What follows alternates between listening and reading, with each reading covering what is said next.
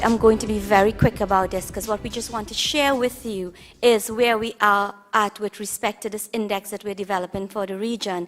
It is just a theoretical framework. We have modeled it after the Global Competitiveness Index, so we have identified the pillars and the sub-pillars that are critical to firm competitiveness. It really comes out of what all the experts are saying about this. What we have found is there is no index like this. We have done, we have done research. We have not found an index that seeks to assess to assess firm-based competitiveness at the firm level. We have the theoretical framework completed. The next stage, of course, is to develop a survey instrument that we will then apply to see how we may need to refine that model so that we can, at the end of the day, have one that is a robust model that speaks to the region. And then we think is something that we could then go global with. So this is us in the region really adding to what is being done. So let me see. Good. So I've already actually done that to tell you where we're at the firm level. So the study then is, I've told you that, we're the theoretical stage, the next stage to build the survey instrument, to conduct it, and then to refine. Our focus is on the endogenous sources of firm competitiveness, which means the ones that are internal and are within control of the firm. We have taken the fact that the GCI is out there, and it really, by and large, gives us an analysis of the ecosystem within which businesses operate. That is done on an annual basis, so we don't want to repeat that. We really want to move on, and I guess it really also comes from what Alex has said. The environment is the environment. Firms must operate. If you don't have control over it, you don't just roll over and play dead, but you simply have to push forward. And how do firms then do that? So we're focused internally to the firm. These are the theories that have informed the study so that, my academics who are in the audience could see that we have really surveyed the literature in terms of bringing this to the table.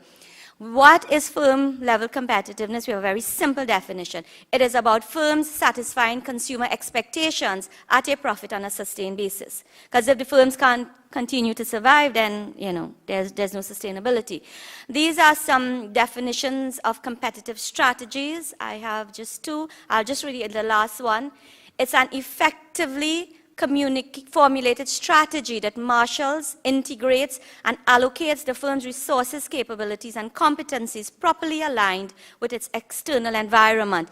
And note that Alex spoke to strategy as a critical variable in firm competitiveness. So this actually supports that notion. So we're saying then that the index that we have developed really is about a competitive strategy. And what are then the pillars and the sub-pillars within that competitive strategy that are important for a firm to be able to compete? This then is the model in a nutshell. And we have 12 pillars that we're focused on.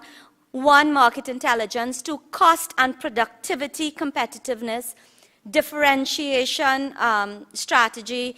Integrated cost and differentiation, so you're kind of merging cost and differentiation together. Diversification as a strategy, resource heterogeneity, really being able to distinguish yourself on the basis of the resource that you have, and human capital really is a critical element here. The culture of the organization, and here we will talk about things like attitude, how you interface with your employees, etc. Then there's interfirm culture.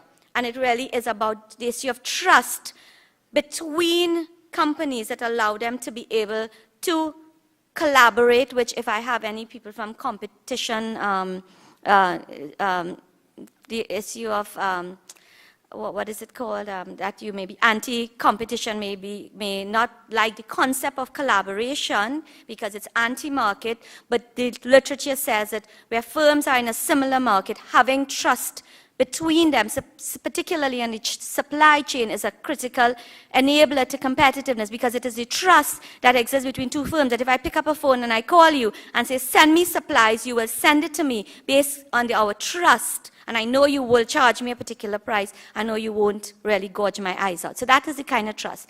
Then there is competitiveness that is based on technology And here it talks about the fact that technology really has become, it's easily available. So it is not really about the availability of technology, but really it is about having the financial resources to access technology, one, and secondly, having the managerial IT support. Those are the two critical elements in terms of the importance of technology to competitiveness. We talk about the importance of clusters, size, and then the environment. Now there are sub-pillars in each one of them. And so under market intelligence, we talk consumer intelligence, competitor intelligence. Firm must be able to do those things.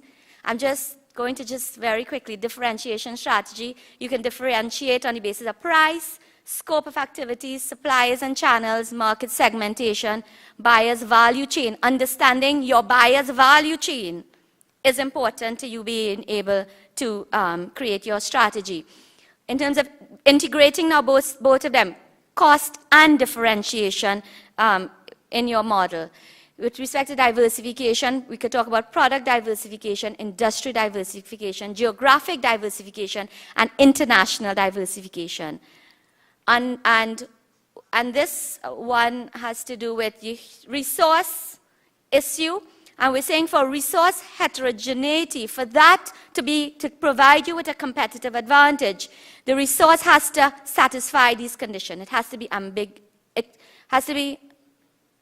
unambiguous. There's an area. It has to be socially complex. It has to be unique, valuable, and imperfectly imitable. It must not be easily imitated by other firms. And this is the kind of human capital that you create within your environment. And then we have 3 sub-pillars there, which are through knowledge creation, human capital development, and professional networks. The same thing applies then to the nature of your organizational culture. And here we have a whole series of sub-pillars. It has to do with leadership, it has to do with culture and innovation, and I think I need to add attitude here, which is possibly missing, but kind of subsumed in there, because leadership is about attitude. It's a particular kind of leadership that really supports competitiveness. Again, I'm doing this very far. I've already spoken to you about the issue of trust. And then technology strategy can come from 3 sub-pillars: access to funding for technology, e-commerce, and IT managerial skills. And cluster strategy, these are the kinds of sub-pillars under this. And then the environment, actually positioning yourself in the context of the times that we are in, creating a competitive strategy around environmental issues could be extremely important in terms of gaining competitiveness. So that really is the model that we have developed. The next stage will be to roll that out in terms of a questionnaire and to be able to refine it. And we are hoping that it will then give us an index that the CCFC can be applying on an annual, or maybe to begin with once every 2 years, for the region, and then maybe offering it to other small island states in the first instance. So that's some of the work we are doing. I just also want to tell you very quickly some of the other kinds of works we are doing. We are developing technical capacity. We are doing so, we're taking on board the issue of cluster development, global value chain analysis, building innovation ecosystems. These are some of the areas that we are really taking as our space and building our capacity in those particular areas. Already we have done some of that in terms of work.